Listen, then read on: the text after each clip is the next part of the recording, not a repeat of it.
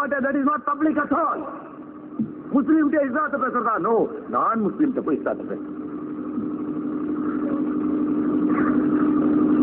ஏன்னா அவன் கண்ணீர் குருடனா இருக்கான்.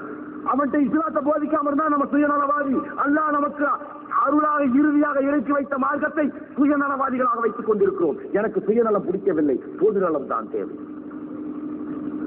சரி, ஹஸ்ரத் அலி அவர்கள் தன்னுடைய மகனுக்கு கடைசியாக ஆற்றிய உரையின் சுருக்கத்தில் இஸ்லாத்தின் பெருமைகளை சொல்லியிருக்கிறார். பேசினா விடிய விடிய கூட பேசலாம், உங்களுக்கும் டைம் ஆயிடும். காலையில இருந்து போட்டு இவனுங்களை அறுத்துட்டானுங்க. இதான் தமிழ்நாட்டில் கடைசி கூட்டமா இருந்தா இருக்கும் நினைக்கிறேன்.